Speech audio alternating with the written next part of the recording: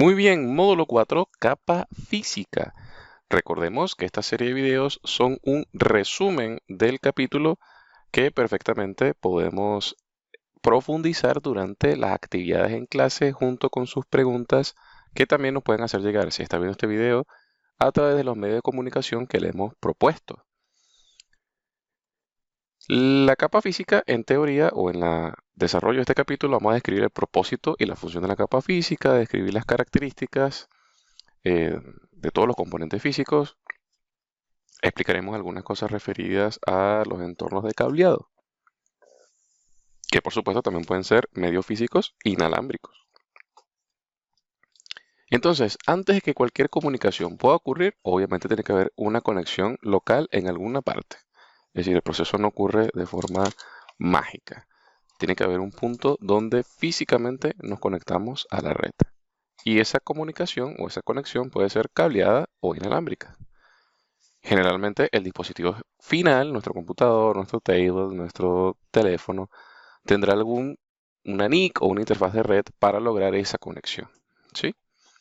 Entonces, todas las comunicaciones que ocurren a nivel global tienen que tener un inicio físico en algún punto.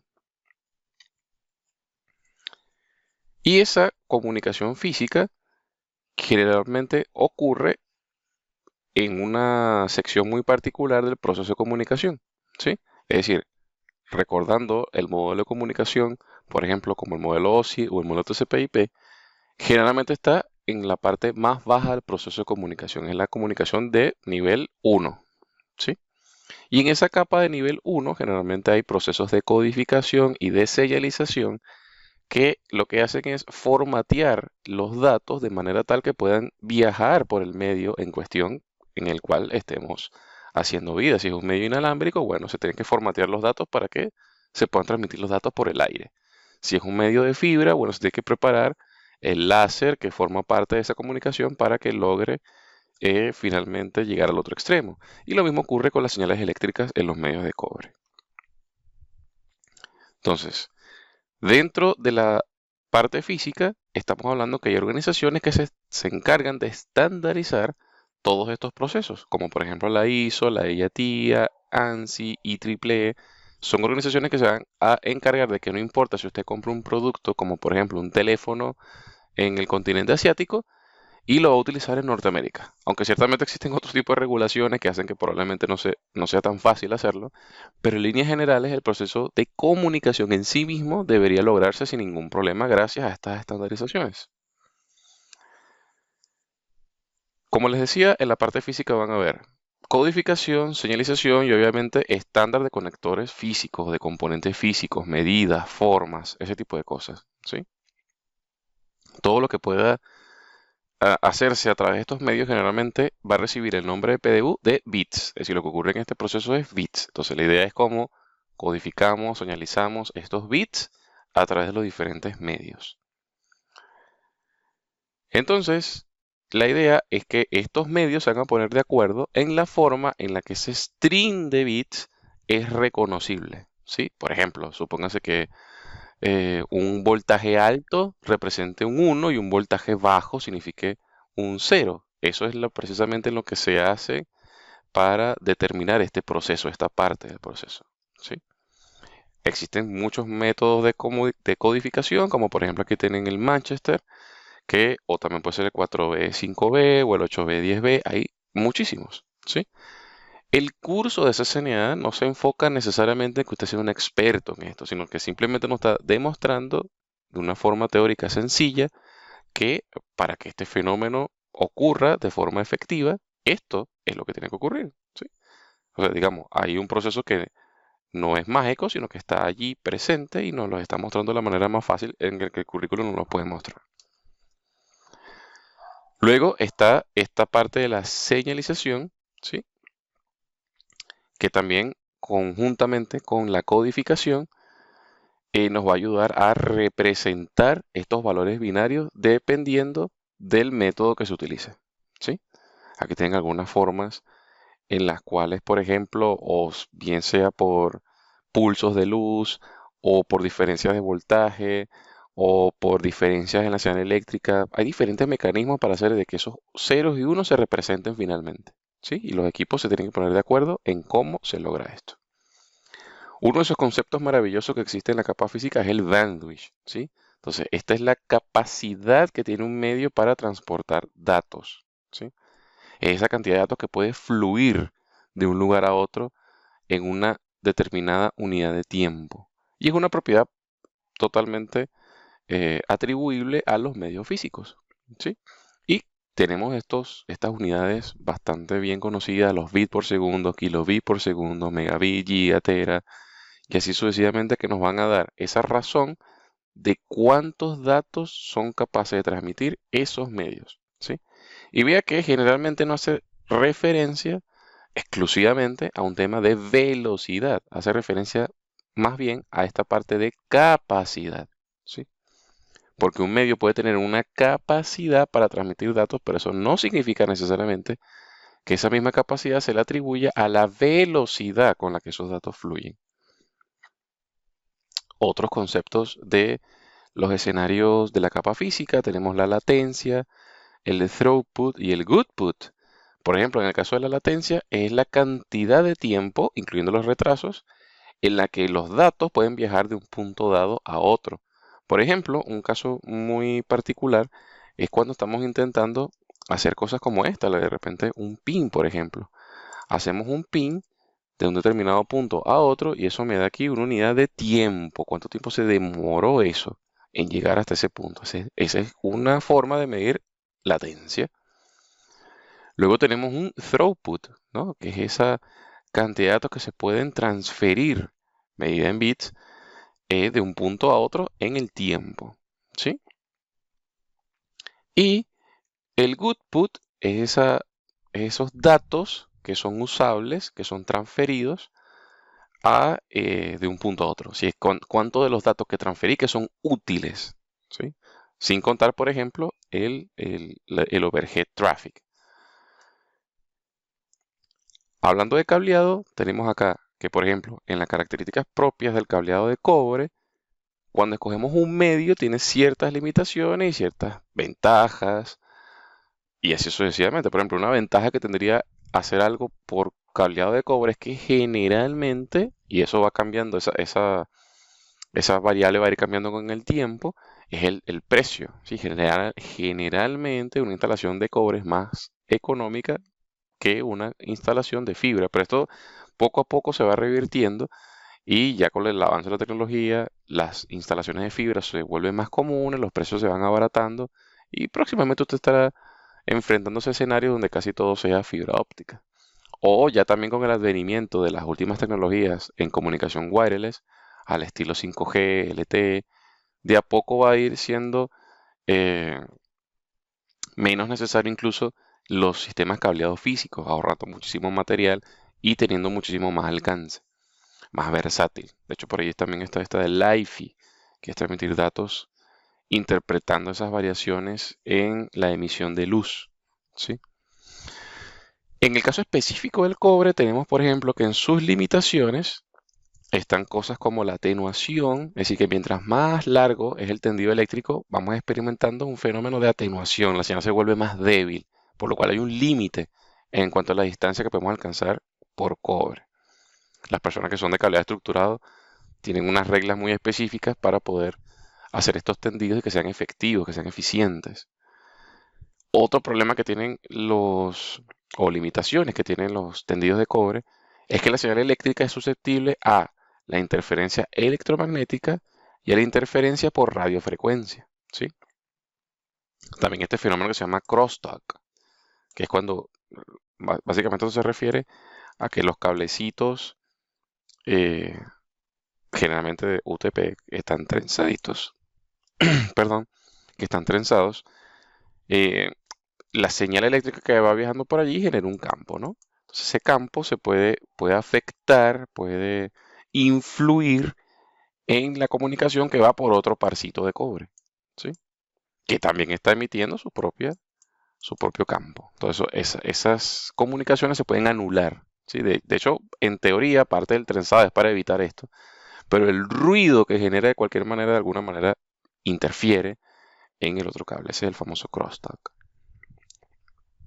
Para mitigarlo, entonces generalmente tenemos estos cables que están como recubiertos de materiales reforzados, aluminio, tienen otras capas, pero obviamente esta añadidura también le genera costo y además incluso rigidez, lo que hace poco flexible en ciertas implementaciones. Aquí tenemos algunos ejemplos precisamente de esto del trenzado de los cables. eh, Algunas opciones de recubrimiento de estos cables y finalmente el cable coaxial, que también es muy común en algunos tipos de implementaciones, donde el punto de presencia, es decir, como que el equipo del proveedor de servicio que está más cerca de la zona, está conectado al proveedor por fibra, pero hacia los clientes generalmente va por cable coaxial que tiende a tener distancias, a cubrir distancias más largas que los cables del tipo UTP, como el que está arriba. Recuerden que eso de UTP es, vendría como resumiendo en español, par trenzado sin protección o sin cobertura. Este de un Shielded Twisted Pair, ese es lo de UTP. Aquí tienen otras características, esto sería pudiendo ver el trenzado del cable, la cubierta, esta identificación de colores que también permite hacer distintos tipos de cableado, ¿sí? Para conectar distintos tipos de elementos. Aquí está un cable, pero ya con una cubierta adicional, ¿sí? Para hacerlo eh, menos susceptible, porque no lo va a hacer invulnerable, pero sí menos susceptible a estos fenómenos que interfieren con las señales eléctricas, ¿sí? Pero también lo hace más caro y más rígido, como dijimos antes. El cable coaxial, ahí tenemos algunas características del cable coaxial. De hecho, algunas terminaciones del cable coaxial. Y vean aquí que también voy a reforzar la idea de que el curso nos muestra este tipo de tecnología, pero no necesariamente apunta a que seamos unos expertos armando este tipo de cables o haciendo algún tipo de conexión con estos cables. Si tuviéramos o si tenemos en este momento la posibilidad de tener físicamente contacto con uno y observarlo, y hay muchas formas de experimentar, porque generalmente los accesorios para lograr estas terminaciones no son tan costosos, son bastante accesibles y usted mismo por sus propios medios puede experimentar, perfecto. Sin embargo, el curso no apunta a ese tipo de soluciones. Entonces, hablando más un poquito del cable UTP, algunos otros fenómenos como el tema de cancelación, eh, la variación en el trenzado, es decir, se prefieren cables que estén más trenzados. De hecho, las categorías de los cables y los costos de los cables referidos a las marcas también hacen mucha referencia a esto. En cuán trenzado está un cable, cuál es la pureza del cobre, qué tan centrado está el cobre dentro de la cubierta plástica, es lo que va variando dentro de las categorías de los distintos cables, ¿no? Las normas EIA-TIA, que son las que hacen capaz armar cables directos, cruzados, o cables de consola, ¿sí? O rollover. Hay diferentes tipos de terminaciones y eso se basa en los distintos estándares de la EIA-TIA, ¿sí? Los invito a que si cerca tienen un cable UTP, observen el código de colores, busquen el estándar EIA-TIA 568A o 568B y vean cómo se arma un cable. Pueden ver videos, complementar esta instrucción con ese tipo de cosas, es bastante útil. Recuerde que la idea es que el CCNA es como un curso bastante integral, nos muestra de todo un poco. Si nosotros queremos enfocar en un área, pues bueno, bienvenida sea cualquiera de las técnicas que usted utilice para lograr ese propósito. Como les decíamos, también tiene diferentes categorías de cable basado en las variables que les mencioné antes. Calidad del cobre, centrado, trenzado. Nos van dando diferentes categorías. A mayor categoría, la idea es que es mejor el performance, tendremos mayores bandwidth y mayor certeza de que podemos cubrir ciertos tipos de distancias sin ningún tipo de pérdidas, ¿no?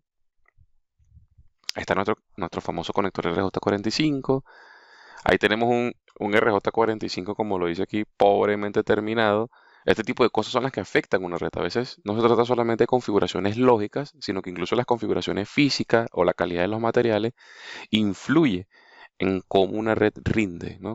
De hecho, me pasó hace muchos años una red donde el sitio, o sea, la queja del cliente era que su red no funcionaba de la manera en la que necesitaba.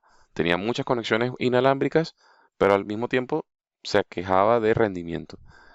Y con una simple inspección, junto con un colega, determinamos que el problema básicamente era físico, es decir, terminaciones de cables hacia los access points incorrectas, trabajos en el rack no de la mejor manera, y simplemente puliendo esos detalles, la red tuvo un mejor performance entre un 30 y un 40%, simplemente reemplazando conectores físicos, cambiando componentes a componentes de una mejor calidad, se mejoró notablemente sin siquiera hacer configuraciones a nivel lógico.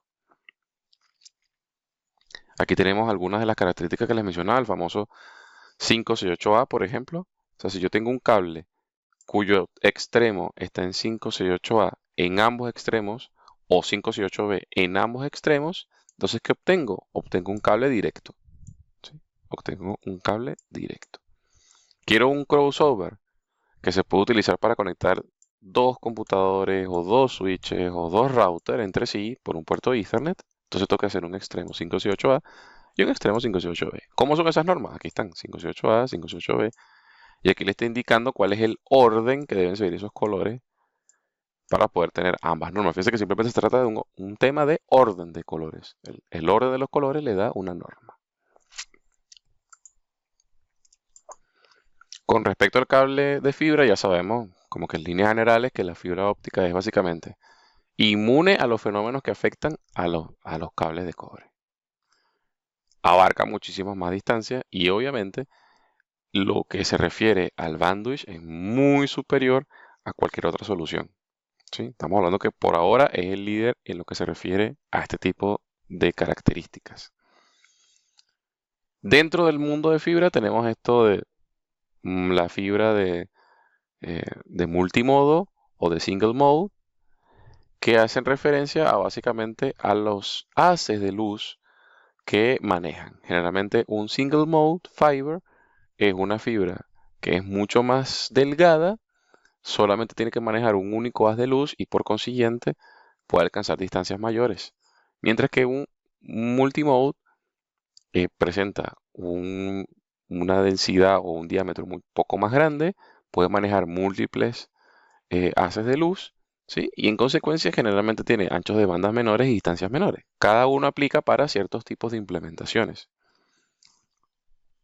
Generalmente vamos a utilizar la fibra de single mode para backbone de red y vamos a utilizar en el data center, en las conexiones LAN y ese tipo de cosas, la fibra multimodo, ¿sí? Generalmente, eso no significa que sea una regla per se. Algunas de las soluciones en las que ya se está utilizando fibra óptica, bueno, obviamente las redes empresariales de a poco cada vez utilizan más fibra.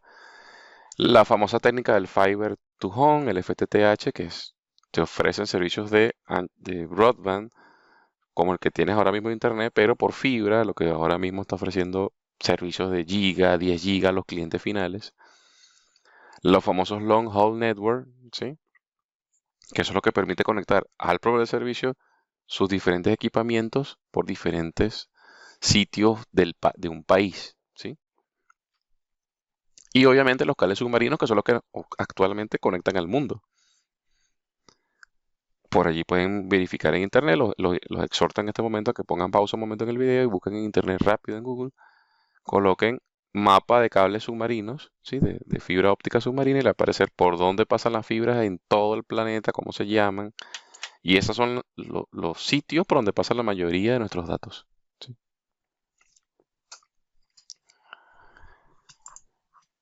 Vamos a ver algunos conectores de fibra.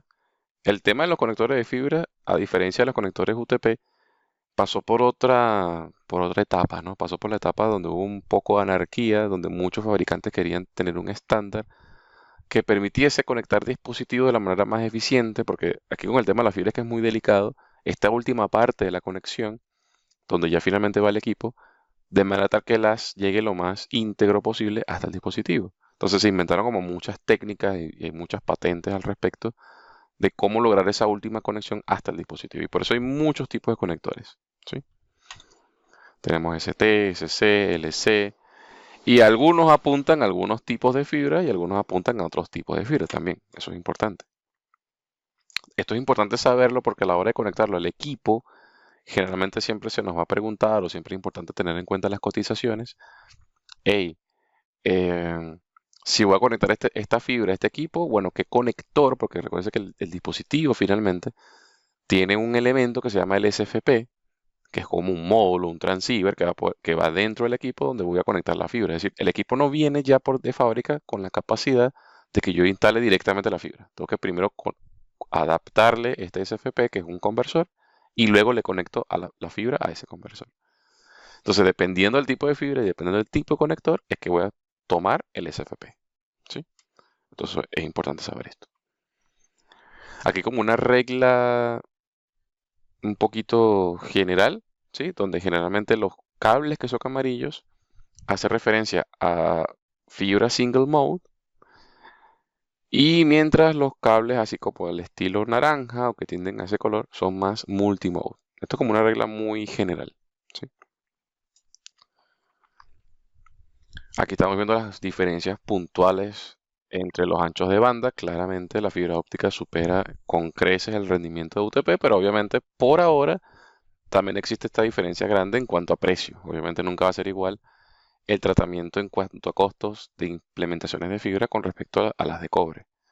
Por ejemplo, algo bien fundamental es que la fibra es muy susceptible a rupturas, ¿sí? O a dobleces y ese tipo de cosas. Los instrumentos que sirven para determinar dónde una fibra está siendo menos eficiente son bastante costosos. Operarlo requiere un poco de conocimientos. Si la fibra por alguna razón se rompe, los procesos de fusionarlas requieren de bastantes conocimientos también. Entonces, digamos, la fibra tiene su mundo bastante aparte en contraposición de ofrecernos estas características. Con respecto a el otro tipo de medio que es wireless, bueno, obviamente tenemos la efectividad de cubrir distintos tipos de área, mucho más versátil. Digamos, de alguna manera no necesitamos instalaciones eh, industriales o domésticas de tuberías, sino que es un poco más sencillo. Aunque aquí aplica el concepto o la máxima que dijimos hace rato. En algún punto hay una conexión física. Más allá que el wireless al cliente final le ofrece una versatilidad, el punto inalámbrico tiene que estar físicamente conectado a algún lugar. O sea, o está conectado por fibra o está conectado por cobre a un switch, a un wireless controller o algo así. Obviamente también tiene sus limitaciones, como que la cobertura no es, por más que es flexible, tampoco es que es total, también depende del medio donde esté. Es susceptible a interferencias porque generalmente otros productos similares utilizan los mismos canales o las mismas frecuencias. El tema de que mis datos están simplemente en el aire también afectan los temas de seguridad. Y obviamente como está en el aire es un medio compartido. Cualquiera puede esnifiar, puede escuchar lo que va por el aire.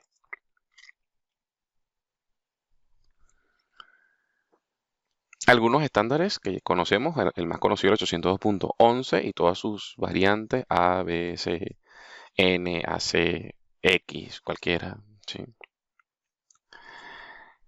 Obviamente otros Bluetooth, WiMAX, Zigbee, cada uno con sus propósitos muy particulares, aunque ciertamente el más extendido es Wi-Fi, ¿no? En el mundo de wireless tenemos estos conceptos muy sencillos como el Wireless Access Point.